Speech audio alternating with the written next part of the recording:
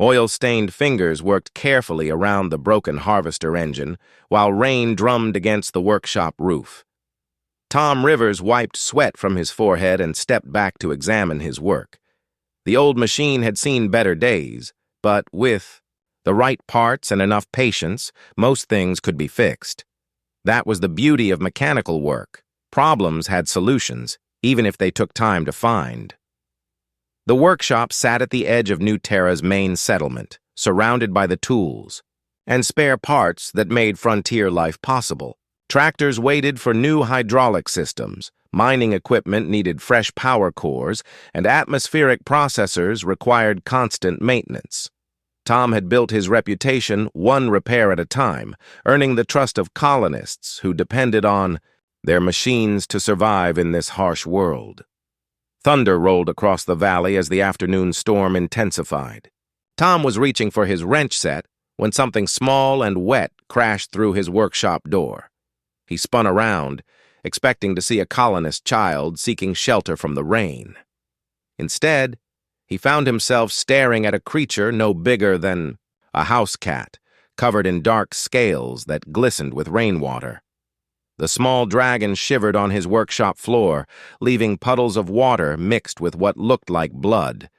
Its wings were folded tight against its body, and bright golden eyes looked up at Tom with an expression that seemed almost human in its desperation. Tom had seen dragons before, of course. They lived in the mountain settlements beyond the human colony, maintaining their ancient cities carved into cliff faces. But he had never seen one so young, and certainly never alone. "Please, sir," the dragon spoke in halting human common, its voice high and musical despite the obvious strain. "My mother, her wings broken. Cannot work, cannot fly, family hungry. I heard humans fix everything. You fix my mother?" Tom blinked in surprise. Dragons rarely spoke to humans directly, preferring to communicate through official channels when necessary. Their two species maintained a careful peace on New Terra, sharing the planet's resources without much direct contact. Humans worked the valleys and plains, while dragons claimed the mountains and sky. This small creature asking for help was something entirely unprecedented. "Kid, I fix machines, not—" Tom started, then stopped as he really looked at the young dragon. Exhaustion showed in every line of its small body. One wing hung at an odd angle, suggesting it had been injured during the journey to reach his workshop. Dark circles under those golden eyes spoke of sleepless nights and desperate worry. The dragon noticed his hesitation and pressed on, words tumbling out in a mixture of dragon language and broken common. "Mother was working crystal mines, helping feed family. Cave fall down, rocks hit wings. Dragon healers say too much damage cannot fix. But young dragons tell stories about human magic, how you make dead machines live again. Please, sir, I have nothing to give, but will work. Will do anything. Just help my mother." Tom knelt down beside the small creature, moving slowly to avoid frightening it. Up close, he could see the intricate patterns of scales, each one perfectly formed despite the dragon's obvious youth. The injured wing showed fresh blood, suggesting the journey here had reopened old wounds. This little dragon had traveled miles through dangerous territory, alone and hurt, driven by love for its mother. "What's your name, kid?" Tom asked gently. "Am. Called Spark," the dragon replied, attempting to sit up straighter despite its obvious pain. "My mother is Ember. She good dragon, work hard, take care of family after father died in storm. Now she cannot fly, cannot hunt, cannot work mines. Spark too small to provide. Family will starve if nobody helps." Tom felt something twist in his chest. The dragon's simple explanation carried a weight of desperation that reminded him of his own childhood, watching his father struggle to keep their family fed after losing his job. The specific details were different, but the core problem was universal: a family in crisis and a child willing to do anything to help. "Dragons don't usually ask humans for help," Tom observed carefully. "Won't your people be angry that you came here?" Spark's scales seemed to dim slightly. Elders say humans are useful but not to be trusted. Say dragon problems need dragon solutions. But dragon solutions not working. Mother grows weaker each day. Soon she will give up, and family will have nothing. The young dragon looked directly at Tom. I think Elder's wrong. Humans not evil. Humans build things, fix things, make impossible things work.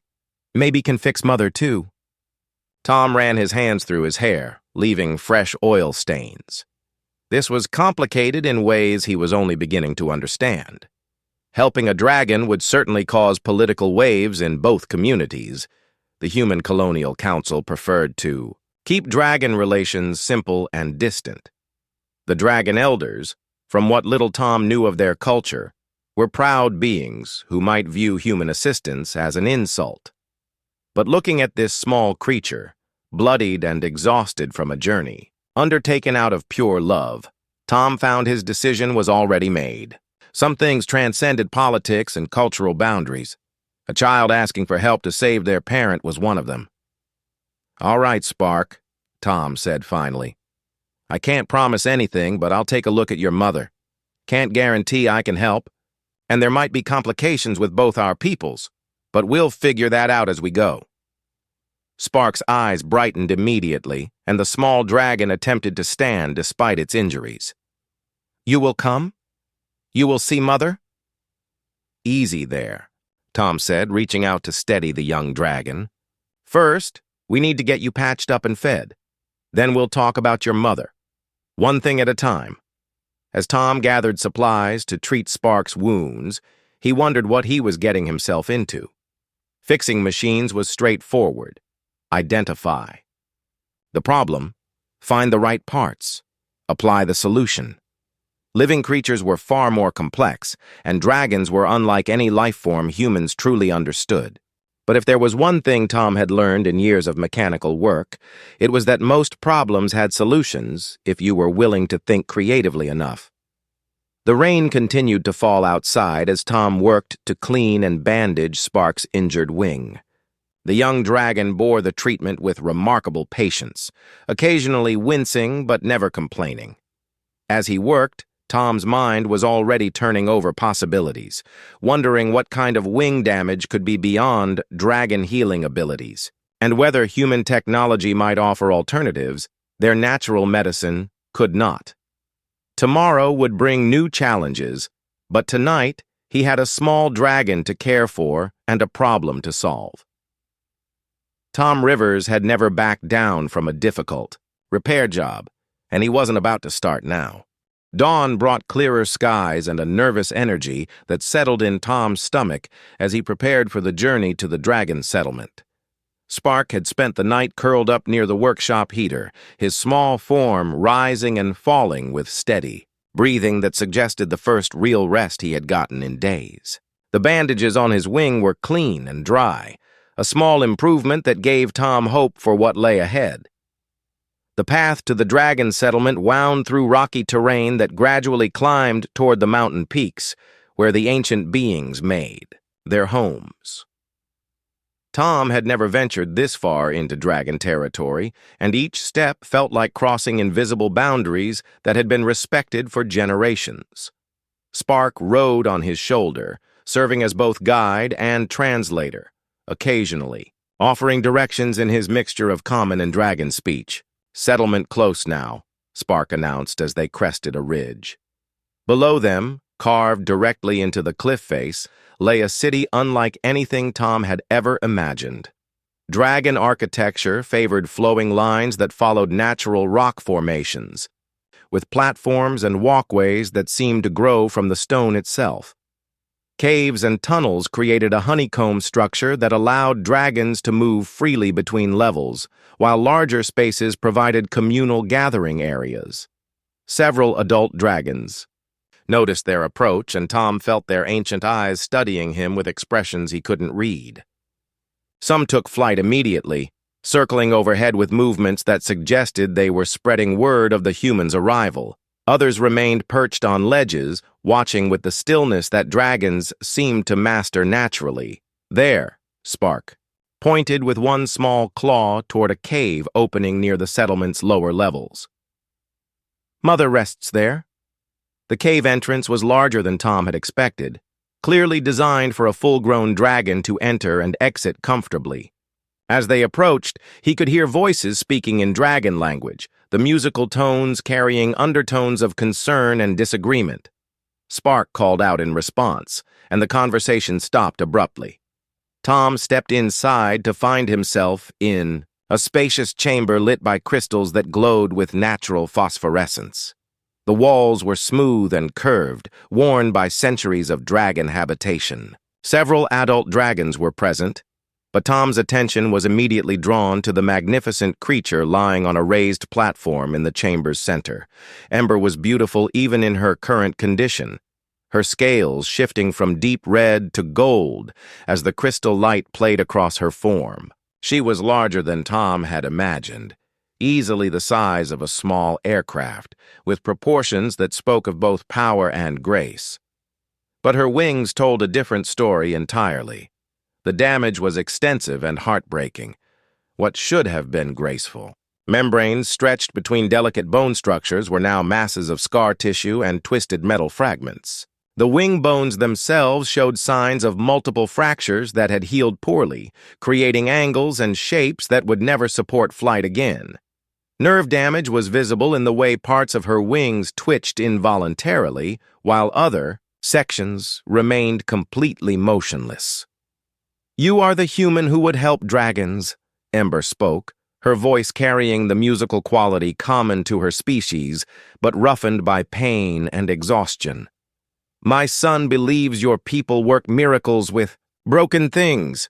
I confess I am curious what miracles you might see in these ruins." Tom approached slowly, keeping his movements visible and non-threatening. "I'm Tom Rivers, and I'm a mechanic. I work with machines, not living creatures. But I'd like to examine your injuries, if you'll permit it. Maybe there's something I can do, maybe not, but I won't know until I look." One of the other dragons, an elderly male with silver-tipped scales, spoke up with obvious disapproval. "This is foolishness, Ember.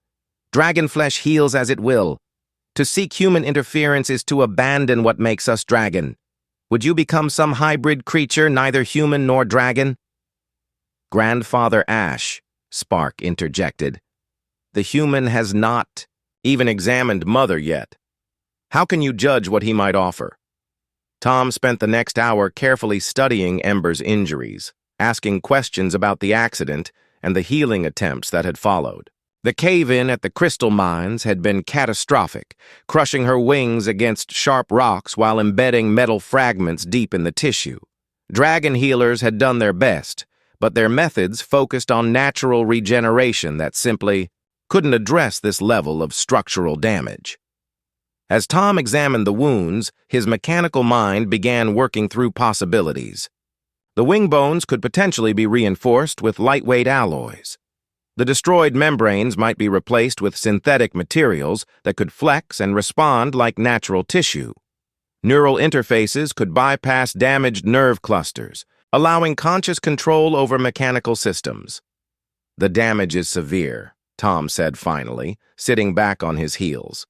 "Your healers were right that natural regeneration can't fix this, but that doesn't mean nothing can be done."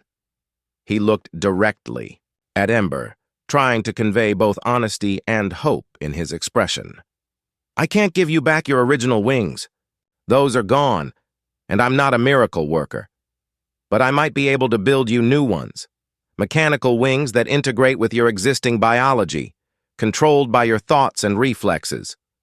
They wouldn't be dragon wings in the traditional sense, but they could give you flight again." The chamber fell silent as the dragons processed this unprecedented suggestion. Tom could see different emotions playing across their faces: curiosity, horror, fascination, and disgust in various combinations. "Mechanical wings?" Ember repeated slowly. "Wings made by humans from human materials?" "A hybrid approach," Tom explained. "Using materials that can bond with living tissue, controlled by systems that respond to neural impulses. The frame would be mechanical, but the interface would be biological. You would think about flying, and the wings would respond, as naturally as your original ones did. Grandfather Ash reared back in obvious revulsion. Abomination! To corrupt dragon flesh with human metal is to become something unnatural, something neither species nor machine. Ember, you cannot seriously consider this madness. But other dragons seemed intrigued. A younger female with copper-colored scales leaned forward with obvious interest.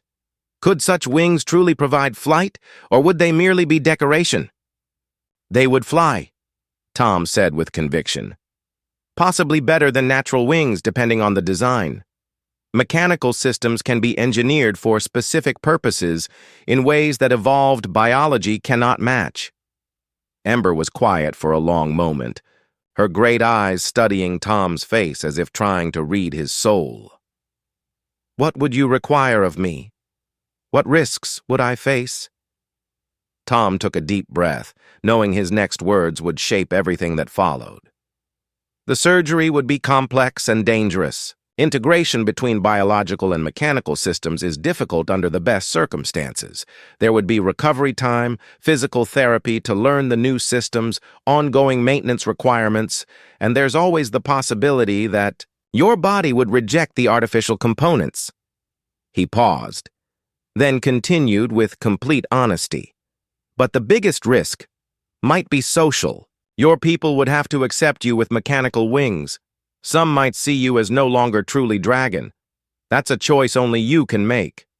Spark moved close to his mother, pressing his small form against her larger one. Mother flew higher and faster than any dragon in the settlement. With or without mechanical wings, she is still that dragon. Still my mother. Still the dragon who teaches young ones to hunt and helps families in need. Ember looked at her son, then at the assembled dragons, then finally back at Tom. Human Tom Rivers, if I agree to this, when would we begin? I need time to design the systems and gather materials, Tom replied. Several weeks, maybe longer. This isn't something that can be rushed. Then I have time to think, Ember said. Time to discuss this with my family and community. Time to understand what I might become. As Tom prepared to leave the dragon settlement, he carried with him the memory of hope flickering in Ember's eyes. The technical challenges ahead were enormous, but he had faced difficult repairs before. What concerned him more was the social upheaval this project might create in both communities. Change was never easy, especially when it challenged fundamental assumptions about identity and nature. But watching Spark care for his injured mother, seeing the love that had driven him to seek human help despite cultural barriers, Tom knew some changes were worth fighting for. The journey back to his workshop gave him time to think about materials, power systems, and integration challenges.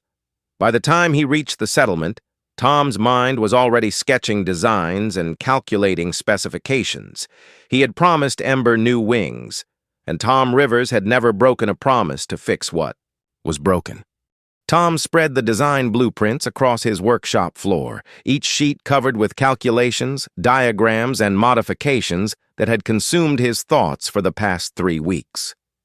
The mechanical wing project had grown from a simple repair job into something resembling an engineering revolution. What started as one man trying to help a dragon had become a colony-wide effort that challenged everything both species thought they knew about cooperation. Dr. Amy Walsh knelt beside the largest schematic, her medical expertise crucial for understanding how mechanical systems might integrate with dragon biology. She had initially been skeptical about the entire project, pointing out that human medicine barely understood dragon physiology, let alone how to surgically integrate foreign materials. But Spark's daily visits to her clinic, combined with careful study of dragon anatomy texts, had gradually won her over to the cause. The neural interface design looks sound, Amy said, tracing connection points with her finger. If we can successfully map Ember's remaining nerve clusters to the control systems, she should have intuitive control over wing movement. The challenge will be preventing infection at the integration sites. Pete Morgan, the settlement's chief engineer, looked up from his calculations about wing loading and power distribution. His weathered face showed the concentration of someone wrestling with unprecedented technical challenges. "The weight distribution is the real problem," he said, tapping his stylus against the tablet displaying stress analysis data. "Dragon bone. Structure is different from anything we've worked with. Too much weight and we could damage her spine. Too little structural support and the wings won't handle flight stresses." Tom nodded, having wrestled with the same issues for days. "That's why we're using the new lightweight alloys from the mining operation. They're stronger than steel, but a third of the weight. Combined with the polymer membrane system, we should be able to match the weight characteristics of natural dragon wings." The workshop had become an unofficial community center as more colonists learned about the project. Children pressed their faces against the windows, watching with fascination as adults worked on something that seemed like magic. Farmers donated materials from their equipment repairs. Miners provided rare metals discovered in the deep shafts. Even the colonial administrator had quietly authorized the use of restricted materials, though she made it clear this cooperation came with no official endorsement. But the human enthusiasm stood in sharp contrast to the growing tensions within the dragon community. Spark brought daily reports of heated discussions among the dragon elders, with opinions splitting along generational lines that threatened to tear their society apart. "Grandfather Ash spoke to the Great Council yesterday," Spark reported during one of his visits, his small form curled up near Tom's workbench while he watched the human carefully adjust servo mechanisms. "He says Mother's choice to accept human modifications will encourage other dragons to abandon their natural heritage. Says soon no pure dragons will remain." Tom paused in his work, setting down the delicate tools he'd been using to calibrate neural response systems. "What do the younger dragons think?" "Many support Mother," Spark said, though his voice carried uncertainty. "They say adaptation and learning from other species shows dragon wisdom, not dragon weakness. But they also fear being cast out by elders if they speak too strongly." The political complications extended beyond simple generational conflict. Some dragons had begun visiting Tom's workshop in secret, asking questions about human technology and engineering principles. They came at night, when their own community was less likely to notice, and spoke in whispers about possibilities they had never previously considered. Tom found himself serving as an unofficial ambassador, explaining human approaches to problem-solving while trying to understand dragon perspectives on tradition and change. The conversations were enlightening for both sides, revealing assumptions and biases that neither species had previously recognized. "Dragons have always believed that natural solutions are superior to artificial ones," explained Riversong, a young adult dragon who had become one of the regular secret visitors. "But watching you design wings for Ember makes me wonder if we have been limiting ourselves unnecessarily.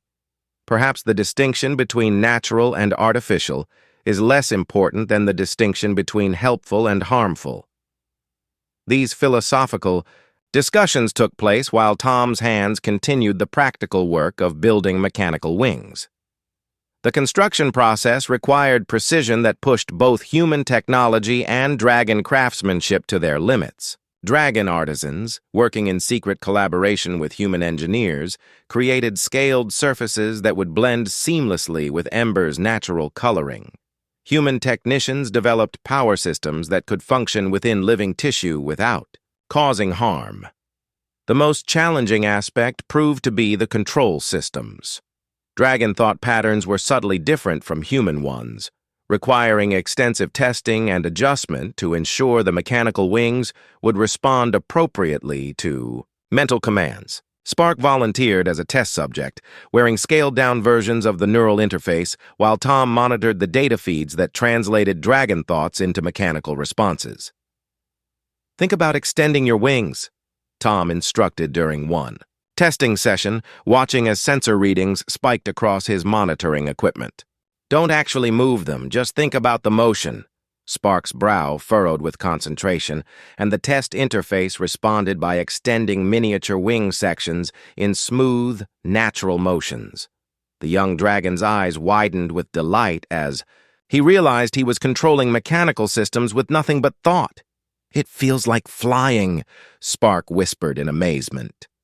"Not the same as real wings, but similar, like dreaming about flight while awake." Word of these successful tests spread through both communities, creating ripple effects that neither Tom nor the dragons had anticipated. Some humans began expressing concerns about sharing advanced technology with a species that had never been formally allied with human interests. Some dragons worried that accepting human technology would make them dependent on human support for basic functions like flight.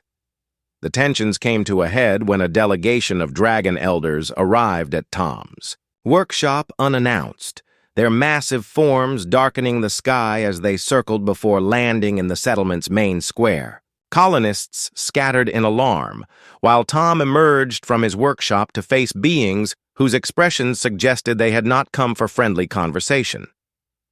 Human. Tom Rivers, the lead elder, spoke with formal ceremony, his voice carrying the authority of centuries. "We are the Council of Wings, guardians of dragon tradition and culture. We have come to see these mechanical abominations you would attach to one of our own." Tom straightened his shoulders, meeting the elder's gaze directly despite the intimidation factor of facing several enormous dragons simultaneously. "They're not abominations. They're tools designed to restore function that was lost to injury. Would you like to see the specifications?" "We would see all of it," another elder declared. "Every component, every design choice, every modification you propose to make to dragon flesh. If our daughter Ember insists on pursuing this madness, we will at least understand what she chooses." For the next several hours, Tom walked the dragon elders through every aspect of the mechanical wing design. He explained the materials, demonstrated the control systems, and answered questions that revealed deep knowledge of flight mechanics and structural engineering. The dragon's understanding of aerodynamics, developed through millions of years of evolution and flight experience, provided insights that improved several aspects of Tom's design. As the technical discussion progressed, something unexpected happened. The adversarial tone gradually gave way to professional curiosity, then to grudging respect, and finally to something approaching collaboration. The dragon's questions became less skeptical and more focused on optimization and improvement. "This polymer membrane material," one elder observed, examining a sample with obvious interest.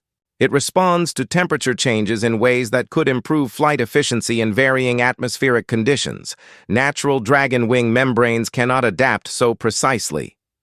"The power distribution system is elegant," admitted another, studying the diagrams with the eye of someone who understood complex engineering. "More efficient than what natural muscle systems could provide." When the presentation concluded, the elders withdrew to confer among themselves in dragon language, their musical voices creating harmonies that spoke of deep consideration and debate. Tom waited nervously, aware that their decision could determine not only Ember's fate, but the future relationship between dragons and humans on New Terra. Finally, the lead elder turned back to Tom. "Human engineer, your work shows skill and respect for dragon needs.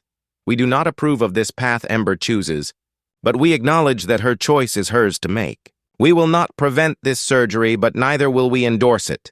Let the results speak for themselves." As the dragon elders departed, Tom realized that he had gained something more valuable than approval. He had earned their respect. The mechanical wings were no longer seen as an affront to dragon nature, but as an example of what became possible when different species combined their knowledge and abilities. The path forward remained challenging, but for the first time since beginning this project, Tom felt confident that they were building something worthwhile. The wings themselves were nearly complete, but more importantly, they had begun building bridges between two peoples who had more in common than either had previously realized. The surgical chamber had been carved from natural cave rock and fitted with both human medical equipment and dragon healing crystals, creating a unique hybrid environment that reflected the unprecedented nature of what they were attempting. Tom checked the mechanical wing assembly for the 100th time, ensuring every servo motor responded correctly and each neural interface connection was properly calibrated. The wings were beautiful, a seamless blend of engineering precision and artistic design that honored both human technical capability and dragon aesthetic sensibilities. Dr. Amy Walsh prepared her instruments alongside Scales, the elderly dragon healer who had initially opposed the project, but gradually became fascinated by human medical approaches. Their collaboration had been awkward at first, with fundamental differences in how each species understood healing and surgery. Dragons relied heavily on natural regeneration enhanced by crystal energy, while humans used precise intervention and synthetic materials. Finding common ground had required both sides to question assumptions they had held for generations. "The integration points are our biggest risk," Amy explained as she reviewed the surgical plan one final time. "We'll be connecting mechanical systems directly to living nerve tissue. If Ember's immune system rejects the interfaces, we could lose all wing function." Scales hummed in what Tom had learned was dragon agreement. Dragon bodies resist foreign materials strongly, but these materials designed to bond with living tissue, not fight against it. If human science is correct, Ember's body should accept mechanical parts as extensions of herself. Ember lay on the prepared platform, her massive form relaxed but alert as final preparations continued around her. She had spent the previous week in meditation and preparation, following dragon customs that helped prepare mind and body for significant physical changes. Her calm demeanor belied the magnitude of what they were about to attempt. "Are you ready, Mother?" Spark asked, pressing close to Ember's head where she could see him clearly. The young dragon had barely left her side since. The surgery was scheduled, his earlier confidence now mixed with understandable anxiety. "I am ready, little flame," Ember replied, her musical voice carrying both determination and peace. "Whatever comes, we face it together. And if these mechanical wings allow me to fly again, perhaps other dragons will see that change does not always mean loss."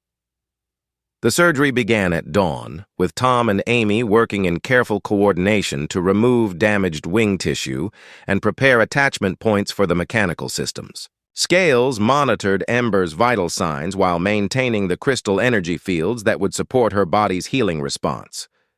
The process was painstakingly slow, with each step verified before proceeding to the next. Tom had performed countless repairs on complex machinery, but working with living tissue added dimensions of responsibility he had never experienced. Every cut had to consider not just mechanical requirements, but biological consequences. Every connection point had to balance structural integrity with the body's need to accept foreign materials. The neural interface installation proved most challenging. Mapping individual nerve fibers to mechanical control systems required precision measured in fractions of millimeters. Tom found himself holding his breath as tiny fiber optic connections bridged the gap between dragon biology and human technology. Connection. Established on primary flight control nerves, Amy reported, monitoring the readings that showed successful integration. "Response patterns look good. Ember, can you try thinking about extending your wings?" For a heart-stopping moment, nothing happened. Then, slowly and smoothly, the mechanical wings began to extend, responding to Ember's mental commands with natural grace. The assembled watchers, human and dragon alike, released collective sighs of relief as the first test proved successful. "They feel strange," Ember reported, her eyes wide with wonder as she watched mechanical systems respond to her thoughts. "Different from natural wings, but not unpleasant, like wearing new tools that become part of yourself." The remainder of the surgery proceeded smoothly, with mechanical systems integrating successfully with Ember's existing biology. The wings were beautiful in their completed form. Scaled surfaces that matched Ember's natural coloring, structural. Members that curved with organic grace, and systems that promised flight capabilities exceeding what natural wings could provide. Recovery would take weeks, but the immediate results were encouraging. Ember could control all wing functions mentally. The integration sites showed no signs of rejection, and her overall health remained strong. As she rested in the healing chamber, surrounded by supportive family members and friends, the atmosphere was cautiously optimistic. But outside the surgical chamber, political tensions that had been building during the weeks of preparation were reaching a crisis point. A faction of traditional dragons, led by an elder named Flame-Touched, had organized opposition to what they called the corruption of dragon purity.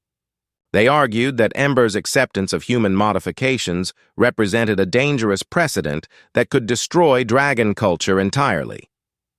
"Today we allow mechanical wings," Flame-Touched declared during a heated council meeting, his voice carrying across the dragon settlement. "Tomorrow, dragons will request human modifications for every difficulty they encounter. Where does it end? When dragons become more machine than living creature?" The opposition had support beyond just elderly traditionalists. Some middle-aged dragons worried about the long-term implications of depending on human technology for basic functions like flight. Others feared that accepting human help would create obligations and dependencies that could compromise dragon independence. But the traditionalists faced unexpected resistance from younger dragons who had been secretly studying human engineering principles during the wing construction project. These dragons argued that adaptation and learning from other species demonstrated dragon wisdom rather than weakness. "Dragons have always been learners," declared Riversong during the same council meeting, her copper scales shimmering with emotion as she challenged elder authority. "We learn to use crystal energy from the mountain spirits. We learn navigation from the star-touched creatures of the upper atmosphere. Why should learning from humans be different?" The generational divide threatened to split dragon society in ways that went far beyond Ember's individual situation.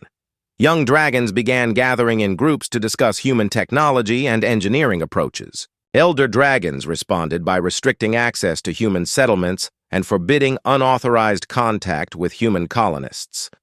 Tom found himself caught in the middle of a cultural revolution he had never intended to start.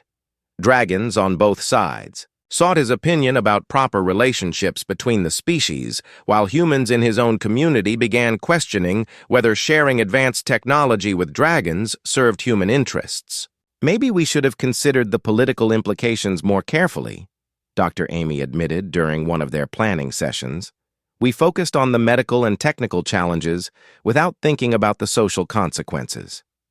"Hindsight is always clearer," Tom replied. But privately he wondered if they had been naive about the broader implications of their work. "The question now is how we move forward. Ember's recovery is progressing well, but if her own people reject her because of the mechanical wings, what have we really accomplished?" The answer came sooner than expected when a group of young dragons approached Tom with an unprecedented request.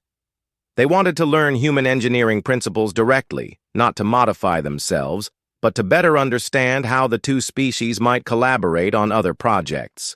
"Ember's wings are beautiful," explained one of the young dragons, "but more importantly, they represent possibilities we never previously imagined. If dragons and humans can combine their knowledge, what other problems might we solve together?" Shucks. Request created fresh controversy among dragon elders who saw it as evidence that human influence was corrupting young dragon minds. But it also opened new possibilities for cooperation that extended far beyond individual medical cases. As Ember's strength returned and her control over the mechanical wings improved daily, she became a symbol of either progress or corruption, depending on one's perspective. Her choice to trust human technology had consequences neither she nor Tom had fully anticipated, creating ripple effects that would reshape both societies. The test of trust had succeeded on a technical level, The mechanical wings worked exactly as designed, but the broader test of whether two different species could find common ground while maintaining their distinct identities was still unfolding. Tom realized that building wings had been the easy part, building understanding between peoples who saw the world through completely different perspectives would require patience, wisdom, and compromises from everyone involved. Standing in his workshop as the sun set over New Terra, Tom watched Ember practice small wing movements in the healing chamber, visible through his window. Tomorrow would bring new challenges, as both communities continued processing the implications of what they had achieved together. But tonight, he allowed himself a moment of satisfaction, knowing that a mother would soon fly again, and a small dragon's desperate request for help had opened doorways neither species had known existed. The morning air held that perfect stillness that comes before important moments when the world seems to pause and wait for history to unfold. Tom stood at the edge of the valley floor, surrounded by the largest gathering of dragons and humans that New Terra had ever seen. Word of Ember's first flight attempt had spread through both communities, drawing curious observers, skeptical, critics, and hopeful supporters to witness what many considered either a triumph of cooperation or a dangerous precedent. Ember stood on the platform that had been constructed for her first flight attempt, her mechanical wings folded against her sides as she ran through pre-flight checks with the focused concentration of a pilot preparing for a crucial mission. The weeks of recovery and practice had transformed her from an injured dragon into something entirely new. Not less dragon than before, but somehow more complete than she had been even before the mining accident. All systems show optimal function, Tom called out, reading from his monitoring equipment. Power levels stable, neural interface responding normally, structural integrity confirmed across all connection points. Dr. Amy nodded her agreement from her position near the emergency medical station. Vital signs strong and steady. Blood chemistry shows no signs of rejection or inflammation at the integration sites. From a medical standpoint, she's ready. But physical readiness was only part of the equation. The political tensions that had been building throughout the project had reached a critical point, with Dragon Society essentially split between those who saw Ember's mechanical wings as an evolution of dragon capability and those who viewed them as a corruption of dragon nature. Flame-Touched stood with a group of traditionalist dragons on a rocky outcropping, his ancient eyes fixed on Ember with an expression of profound disapproval. "Behold what becomes of dragons who abandon their heritage for human artifice," he declared loudly enough for all to hear. "Neither dragon nor machine, but something unnatural that belongs to neither world." His words carried weight among the older dragons, many of whom shifted uncomfortably as they watched Ember prepare for flight. Their discomfort was understandable. Dragons had prided themselves on natural flight capabilities for millions of years. Accepting mechanical assistance challenged fundamental assumptions about what made a dragon truly dragon. But the younger dragons told a different story. Riversong and her companions had positioned themselves in support of Ember, their body language, radiating defiance against elder authority. "Today we see dragon wisdom in action," Riversong called out in response to Flame-Touched. Ember chose adaptation over despair, cooperation over isolation. She remains dragon in every way that matters. Spark positioned himself near his mother, his small form trembling with nervous excitement. The young dragon who had first approached. Tom's workshop weeks ago had become something of a celebrity in both communities, representing the bridge between species that many hoped to build. His faith in human ingenuity had started everything, and now he would witness whether that faith had been justified. "Remember what we practiced," Tom said quietly to Ember, his voice carrying only to those immediately nearby. "Start with simple movements, test the response systems, build confidence gradually. The wings will respond to your thoughts, but they're more powerful than natural wings. You might be surprised by how much lift they generate." Ember nodded, her great head moving with serene confidence. "I understand, human friend. These wings feel different, but they feel right. Like tools that were always meant to be part of me, even though they were built by other hands." The moment had arrived. Ember moved to the edge of the platform, her mechanical wings beginning to extend as she focused her thoughts on flight preparation. The wings unfolded with smooth precision, revealing their full magnificence to the assembled crowd. They were larger than her original wings had been, with surfaces that caught the morning light and reflected it in patterns that seemed almost alive. Tom held his breath as Ember's wing movements transitioned from preparation to actual flight mechanics. The mechanical systems responded flawlessly, translating her mental commands into precise adjustments of angle and thrust. Her first wing beats were tentative, testing the relationship between thought and motion. Then she leaped. The mechanical wings caught air with authority that surprised everyone, including Ember herself. Instead of the careful, gradual ascent they had all expected, she shot upward with power and grace that exceeded anything her natural wings had ever achieved. The crowd below gasped collectively as she climbed rapidly, her mechanical wings working, in perfect harmony with her dragon instincts. But Ember was just getting started. As she gained altitude and confidence, she began experimenting with the enhanced capabilities her new wings provided. She could hover with stability impossible for natural dragon flight.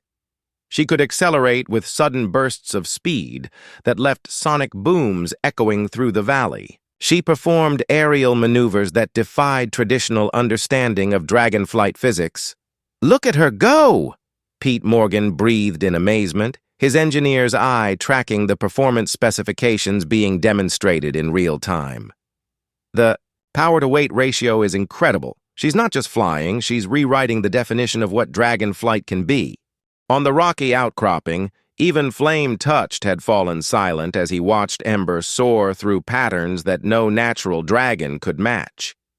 His expression remained disapproving, but Tom noticed that the elder's eyes tracked every movement with the fascination of someone witnessing unprecedented capabilities. Ember's flight continued for nearly an hour, during which she demonstrated not just the mechanical capabilities of her new wings, but the joy of someone who had thought they would never fly again.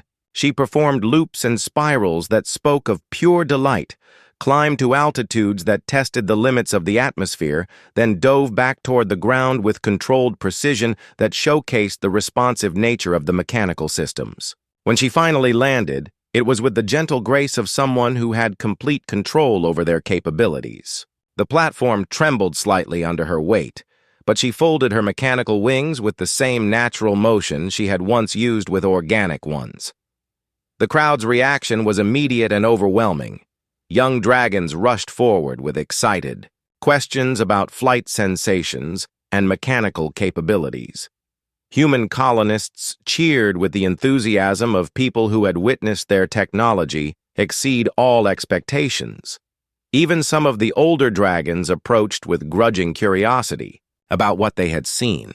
"Mother, you flew higher than the mountain peaks," Spark exclaimed, pressing close to Ember with unbridled joy. "You moved like lightning, like wind, like something magical. Did it feel wonderful?" "It felt like coming home," Ember replied, her voice carrying contentment Tom had never heard before. "Different from my original wings, but no less natural. These mechanical wings respond to my thoughts as if they grew from my own body. Tom Rivers, you have given me more than flight. You have given me myself again." The political implications of the successful flight rippled through both communities immediately. Young dragons who had been quietly questioning traditional restrictions on human contact became openly vocal about pursuing cooperative projects. Human colonists began proposing joint ventures that could benefit from dragon knowledge of local conditions and aerial capabilities. But the most significant change came from an unexpected source. Grandfather Ash, the elderly dragon who had initially opposed the entire project, approached Tom with a request that surprised everyone present. "Human engineer," he said formally. "I owe you an apology. I believed mechanical wings would make Ember less dragon. Instead, I see they have made her more herself than injury had allowed her to be. Would you be willing to teach dragon younglings about human engineering principles? Not to modify themselves, but to understand how different peoples approach problems differently?" The request represented a complete reversal of dragon policy regarding human technology. Tom realized he was witnessing the moment when cooperation between species stopped being an experiment and started becoming a new way of life. "I'd be honored to share what I know," Tom replied. "And I'd like to learn dragon approaches to problems we humans haven't solved yet. Maybe together we can find solutions neither species could develop alone." Over the following months, Tom's workshop became a center for interspecies collaboration. Dragons brought challenges related to crystal energy cultivation and atmospheric navigation. Humans contributed knowledge of materials, science, and precision manufacturing. Young beings from both species worked side by side, learning that different approaches to problems often led to better solutions than either could achieve independently. Ember became an ambassador between the communities, her successful adaptation serving as proof that change didn't require abandoning identity. She taught other injured dragons that seeking help was a sign of wisdom rather than weakness, while also showing humans that their technology was most powerful when used to enhance, rather than replace natural capabilities.